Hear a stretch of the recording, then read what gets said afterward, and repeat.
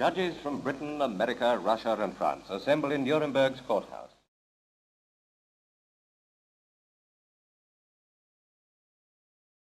Una de las partes menos recordadas de los juicios de Nuremberg fue el hecho de que los líderes nazis más prominentes juzgados fueron sometidos a un grupo de pruebas de personalidad y coeficiente intelectual.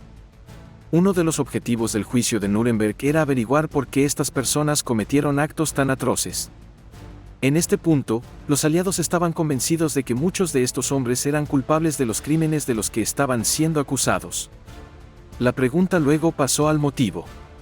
¿Los nazis eran sociópatas? ¿Eran unos psicópatas? ¿Podrían haberse evitado sus acciones? ¿Estaban sufriendo algún tipo de psicosis masiva? ¿El nazismo simplemente atrajo a personas con trastornos de personalidad específicos? Estas preguntas fueron una fuente de fascinación dentro de la comunidad psicológica durante décadas después de los juicios. La defensa de «solo estaba siguiendo órdenes» fue deconstruida, reconstruida y deconstruida de nuevo.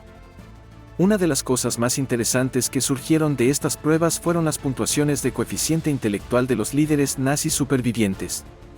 ¿Estos hombres eran estúpidos? ¿Fueron brillantes? Esa era otra cosa que se estaba examinando. ¿Fueron el Holocausto y el curso de la guerra impulsados por personas de bajo o alto coeficiente intelectual? ¿Qué sería peor? Aquí están los resultados de las pruebas de coeficiente intelectual y las puntuaciones de destacados líderes nazis después del examen de psicólogos e investigadores de Nuremberg. 21 prominentes líderes nazis, tanto militares como políticos, recibieron una prueba de coeficiente intelectual para determinar su inteligencia general y aptitud para los cargos que ocupaban. Sorprendentemente, todos obtuvieron una puntuación increíblemente alta. El coeficiente intelectual promedio de los funcionarios nazis sometidos a estas pruebas fue de 128. Al final del vídeo pondré los líderes nazis con mayor IQ. El coeficiente intelectual promedio de una persona típica está entre 85 y 115, con una media de 100. Alrededor del 70% de la población mundial entra en esta categoría. Se estima que solo el 2% de la población tiene un coeficiente intelectual de 130 o más. 19 de los 21 nazis sometidos al test obtuvieron una puntuación superior a 115 de IQ. 9 de 21 obtuvieron 130 o más.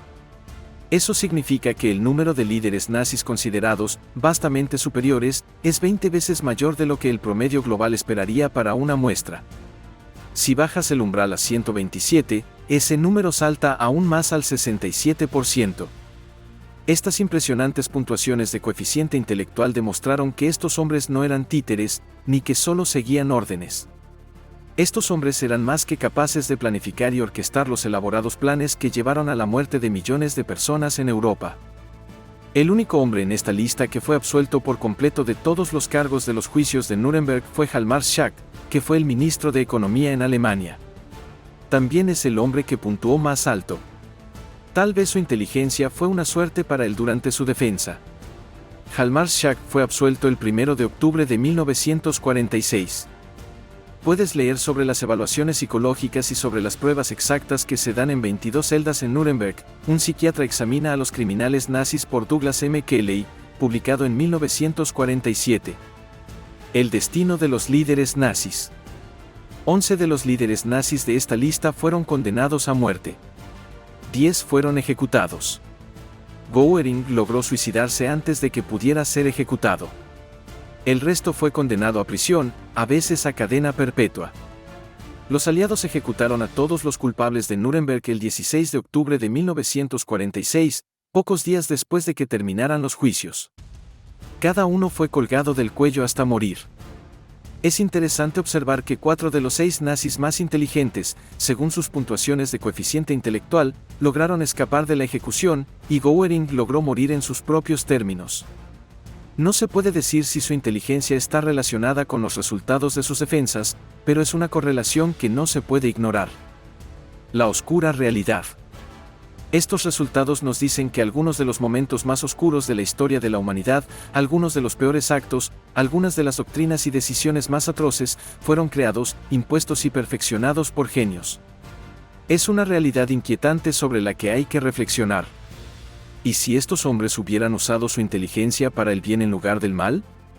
¿Son el genio y la locura realmente dos caras de la misma moneda como se ha propuesto a menudo a lo largo de la historia?